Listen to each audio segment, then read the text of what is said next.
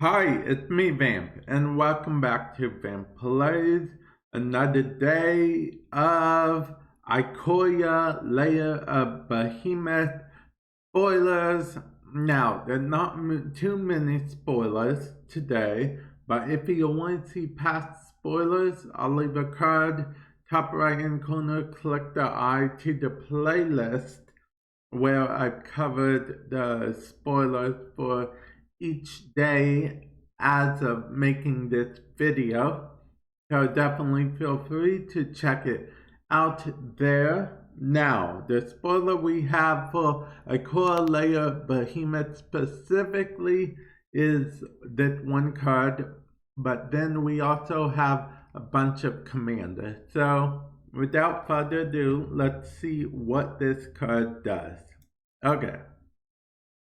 Lavabrink Adventurer. Lavabrink Adventurer, ignore the scrolling in the background. Lavabrink Adventurer. 2 colorless in a white mana. It's a creature, human soldier. When Lavabrink Adventurer enters the battlefield, choose odd or even.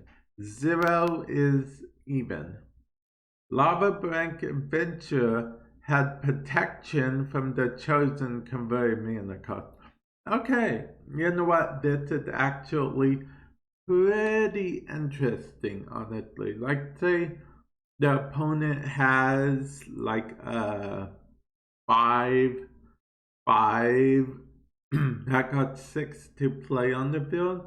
This literally gained protection from that. So that means it can't be destroyed by that. It can't be blocked by that in particular. Now, if the opponent has kind of like one of each converted mana cost on the field, that's not as good. You could pick 0, so it would be even, so you're protected from stuff like lava coil, or well, you're not protected from shock, unfortunately, in that case, because shock only costs 1, but you're protected from like the omen one, omen of the forge. You're protected, lava coil, you know, just a few things. So it's actually pretty cool if you think about it. Ooh, and I'm picturing it combined with something like Thassa's, you know, the whole Thassa thing, that god Thassa. I'm thinking you could combine it, so like you could change as needed, change its protection as you need it, because it's when it entered the battlefield. So that's pretty cool. I think I'll be interested to see how that works, what combinations people come up with. But yeah, let's get into Commander. If Commander's doesn't tickle your fancy, I fully understand. Thank you for making it this long. I appreciate you guys checking out the video. But let's get into Commander, shall we? Okay, the Locust God, flying. Whenever you draw a card, create a 1/1 blue and red insect creature token with flying and haste. Tap 4, draw a card, then discard a card. Oh, and that said whenever you draw a card, so it's not the first time you draw a card. And whenever it dies, it returns to the owner's hand at the beginning of the next insect. Oh, okay, cool. So it's like a Sinister Serpent type thing. That's a Yu-Gi-Oh reference for you guys that don't know. But yeah, it's too bad this is only for Commander, but I feel like it would be kind of busted in the regular format. So I guess I understand. I wonder if Arena has commander specific cards. I guess we'll figure out in the future. Okay. Now, Astral Drift. It's an enchantment. Whenever you cycle Astral Drift or cycle another card while Astral Drift is on the battlefield, you may exile target creature. If you do, return that card to the battlefield under its owner's control at the beginning of the next. Okay, so this honestly isn't that bad because you can already use it whenever, if you want cycle, you can use it to sort of flicker a card of your choosing. But you also can put it in a cycling deck, so that alone makes it pretty useful. Eternal Dragon, flying, 5/5, costs 7 to play, but it's affected 5. Return Eternal Dragon from your graveyard to your hand. Activate this ability only during your upkeep. Okay. Plane Cycling. 2, discard this card, search your library for planes, reveal it, put it into your hand, then shuffle your library. Crystalline Resonance. Let's see, whenever you cycle a card, you may have Crystalline Resonance become a copy of another target permanent until your next turn, except it has this ability. Okay, see, this reminds me a lot of a card we have in Standard right now. That's enchantment based, so if only we could use this card, it would be awesome. In combination, let's see, cycling abilities, you'll activate, cost up to 2 less to activate. Then we have this Mantling Wave. For each opponent, destroy up to 1 target creature or enchantment that player controls. Okay.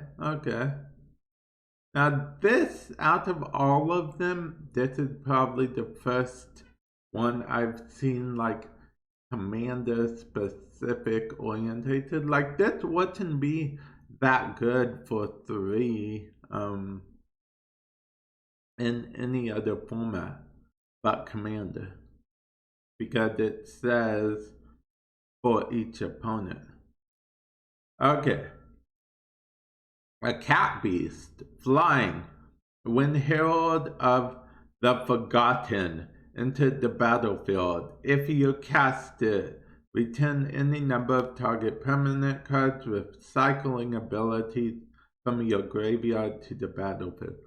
That's actually very cool. But it says if you cast it, so there's no way to cheat it out, which I think is very good. Okay. Lavabrink Floodgates. Tap, add 2 mountain at the beginning of each player's upkeep. That player may put a doom counter on Lavabrink Floodgates or remove a doom counter from it. If it has 3 or more doom counters on it, sacrifice. When you do, it deals 6 damage. Oh, okay. So this is something that potentially people can take advantage of. It's kind of like that hot potato game. Whoever's stuck with the potato in the end loses, or musical chairs. When the music stops, whoever isn't in the chair loses, is out. So yeah, that will bring a little bit of fun to Commander, providing you're playing with multiple people. That will bring a little bit of fun. Okay. Fireflux Squad, haste. Whenever Fireflux Squad attacks, you may exile another target attacking creature you control. If you do, reveal cards from the top of your library until you reveal a creature card. Put that card onto the battlefield tapped and attacking, and the rest on the bottom of your library in a random order. Okay, now we have partner cards. This partners with this. So let's see. It partner. Okay, you may put from the library. You may put this in your hand. Okay, let's see. Okay, see. But this entered the battlefield. Exile another creature you control. When another creature you control leaves the battlefield, if it had one or more counters on it, you draw cards and you lose life. Okay, so these work in condensance, but see, the thing is, okay, this doesn't say its effect, but I think all of these partners have the same effect. So, in theory, this should bring this to one's hand as well. Now, we will see what this does now. Okay. Barracuda of the Tide. It's a creature, flash, cost 4 to play. Any player may cast spells as though they had flash. Your opponent cannot cast spells during your turn. Oh, okay. Okay. So they can't cast spells. Okay, any player may cast spells as though they have flash. But your opponent cannot cast spells during your turn. So that means they could cast spells on anyone else's turn, just not your turn. So that's interesting.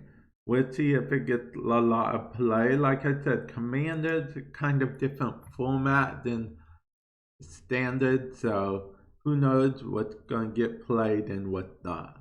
Let's move on, shall we? Command Tower. Add one.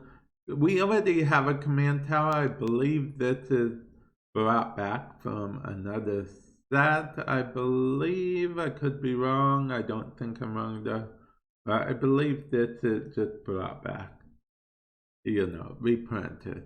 Add 1 mana of any color in your commander's color identity, and then hit another one I think would reprint it. Commander's Spear. Add 1 mana of any color in your commander's color identity. Sacrifice Commander's Spear, draw a card. So you could get you'll get some extra value out of this one, but this is a land. And then Soul Ring, definitely a reprint. 2 colorless.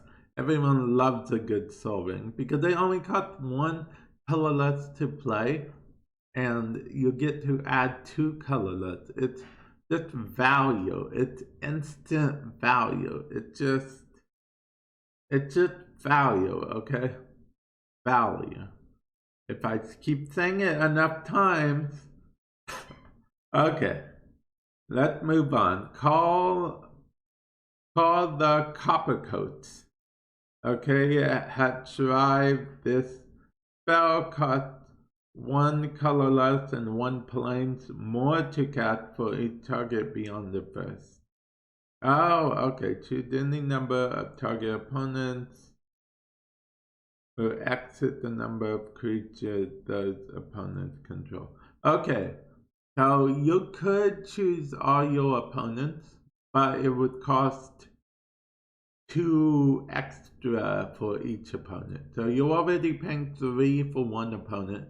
Then you want to get 3 other opponents, you would have to pay 2 for 6.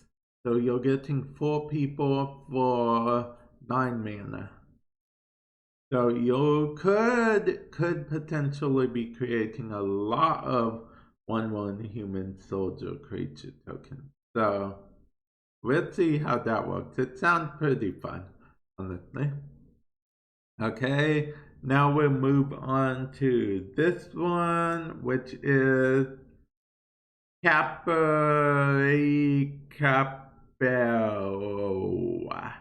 Okay, X and green. It's a goat hydra. Entered the battlefield with X 1/1 counters. It has tap 2 mana, put a 1/1 counter on it. Then you can choose again which player is attacking.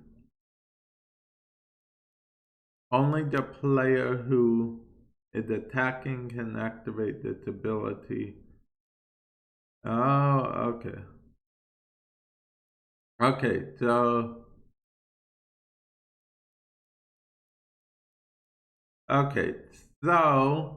if I'm understanding this right, you can put 1/1 counters on it and then it attacks target player. I'm not sure. The wording on that is a little fuzzy to me. Let me know in the comment section below if you know what it does exactly. Whenever an opponent draws a card, except the first one they draw in each of their draw steps, create a 1/1 snake creature token. And then whenever it deals combat damage to a player, you and that player each draw that many cards. Okay, so this is potentially a double-edged sword. Well, kind of, but not at the same time. It's a double-edged sword because on one hand, it's drawing you lots of cards and creating you lots of 1/1 green snake creature tokens. But at the same time, it's drawing your opponent cards as well. So, yeah. Okay, and then next, let's see, we have this hawk. When it deals combat damage to a player who controls more lands than you, return it to its owner's hand. Let's see. Return it to the owner's hand. If you do, you may search your library for a plains card, put it onto the battlefield, tap, and shuffle your library. Okay, that isn't too bad. It bounces itself. It gets you more vamp. It's not bad at all, honestly. I don't know if it could survive in standard, but again, commander, different format. So yeah. Now we have more partner creatures here. So these partners, if you get one out, it lets you bring the other one from your deck to your hand. So that's pretty cool. Let's see, this one had menace, sacrifice a human, put 1/1 counter on it. It gains indestructible till end of turn. And then this one, at the beginning of your end step, if you attacked the turn, create a 1/1 human soldier creature token. So see, and then this can sacrifice that token, and then we're gaining indestructible and power up, and that's why they are partners. Okay. Now, let's move on. I personally am not sure what this one does, and I apologize, I didn't realize it was there, so I didn't prepare anything in advance, but I did, however, for this next one. Okay. A deadly trick. Instant, cost 4 to play. If you control a commander, you may cast this card without paying its mana cost. Exile target creature. Okay, that's not bad. That's actually a real good card. I can see people putting it in their commander deck. There's no reason not to, honestly, in my opinion. Okay, now we have parasitic. Oh yeah, wait, I gotta turn that off so you guys can see. Okay. Enchant creature. Enchanted creature gets +2/+2 and is goaded, which means that it has to attack each turn if it's able. Whenever enchanted creature attacks, its controller loses 2 life and you gain 2 life. Okay, so you definitely want to potentially put this on your opponent's creature. So let's see. It attacks each combat if able and attacks the player other than you if able. Oh, okay, so it's more than just attack each turn if able. If able, it has to attack someone else besides you. So that's pretty cool. That makes it, yeah, and then its controller loses 2 life and you would gain 2 life because you still control the card. Okay, and then these two are partnered. Let's see, haste. Let's see, whenever it attacks, exile the top card of each player library and put a fetch counter on them. Put a 1/1 counter for each non-creature card exiled this way. And then this one said you may play non-creature cards in from exile with fetch counters on them if you exiled them. And you may spend mana as though it were mana of any color to cast that spell. That's pretty cool. And then we have reveal the top 7 cards of your library. Choose among them cards with flying, first strike, and so on. Wait, it says, and so on for double strike, death touch, haste, hexproof, indestructible, lifelink, menace, reach, trample, and vigilance. Put one of the chosen onto the battlefield and the rest of the chosen into your hand, and the other chosen cards onto your hand, and the rest into your graveyard. Okay, let's see. Okay, that's interesting. This, again, I didn't create anything for this. I apologize. Enchant creature. Enchanted creature gets +3/+3, must block if able, and is goaded. Okay. Okay, that's not bad. That's not bad. The other one is better, but this isn't bad. Okay. Man, I missed a bunch of cards. Again, I apologize for that. Okay, let's move on. Manascape Refractor. Manascape Refractor enters the battlefield tapped. Has all activated abilities of all lands on the... Ooh, has all activated abilities of all lands on the battlefield. You may spend this as though it were mana. You may spend mana though it were mana of any color to pay for activation cost of mana. Okay, this I feel like we'll see a lot play in Commander. It's a pretty good card. Whenever a player casts a spell, if it's not their turn, that player draws a card. Okay. And now, it could be good in a Simic deck for Commander. Haste. Let's see, attack turn if available. Have 2 exile from your graveyard. Put indestructible counter on target creature. Activate this ability only anytime you can cast a sorcery. Okay, there you have it, guys. That was all the spoilers for today. That was the commander as well, all the commander cards. And with that said, I'll catch you guys in a future video. Hopefully you guys enjoyed this. Later.